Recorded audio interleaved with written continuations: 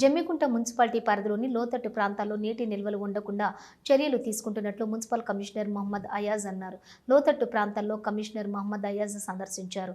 ఈ సందర్భంగా కమిషనర్ మహమ్మద్ అయాజ్ మాట్లాడుతూ రానున్న వర్షాకాలం దృష్ట్యా లోతట్టు ప్రాంతాలు Kothapalli, Ramannapalli, housing board colony, Ambedkar colony ప్రాంతాలలో షీల్డ్ను తొలగించి వరద నీరు ఎక్కడ ఆగకుండా ఉండేందుకు చర్యలు తీసుకుంటున్నామని తెలిపారు. భారీ వర్షాలు సంభవించినప్పుడు లోతట్టు ప్రాంతాల్లో ప్రజలు అప్రమత్తంగా ఉండి మున్సిపల్ సిబ్బందికి సహకరించాలని, వర్షాకాలంలో దోమలు అధికంగా ప్రబలే అవకాశం ఉన్నందున జాగ్రత్తలు పాటించాలని కమిషనర్ మహమ్మద్ అయాజ్ కోరారు. ఈ కార్యక్రమంలోని మున్సిపల్ మేనేజర్ జి రాజిరెడ్డి, ఏఈలు Naresh, Vikas, sanitary inspector Mahesh, Sadanandam, environment engineer శ్రీకాంత్లతో పాటు పలువురు పాల్గొన్నారు.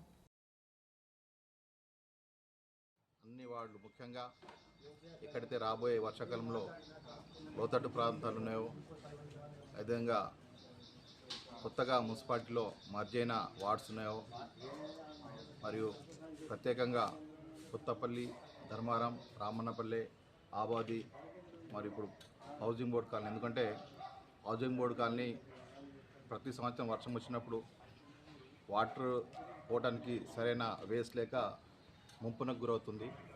సో ప్రతిసారి మన యొక్క మున్సిపల్ పక్షాన మే నెలలో అయితే ఇక్కడ స్టామ్ వాటర్ డ్రైన్ ఉందో దాన్ని పూర్తి స్థాయిలో, దాంట్లో ఉన్న స్టిల్ట్ పూర్తి స్థాయిలో తొలగించి ఊడికను తొలగించడం జరుగుతుంది. మున్సిపల్ పక్షాన ప్రత్యేక కార్యక్రమాలు తీసుకుంటున్నప్పటికీ వర్షం అధికంగా పడితే వాటర్కు ప్యాసేజ్ లేక ఆ వాటర్ బ్యాక్ వచ్చి ఇక్కడ హౌసింగ్ బోర్డులోని కొన్ని ఇండ్లకు నీరు వచ్చే అవకాశం ఉంటుంది. సో ప్రజలు కూడా ఇప్పుడైతే ఈ పారిశుద్ధ కార్యక్రమాల్లో భాగంగా మా యొక్క వెహికల్స్ వస్తున్నాయి. ఇప్పుడే కాదు, ప్రతిరోజు వెహికల్స్ వస్తాయి.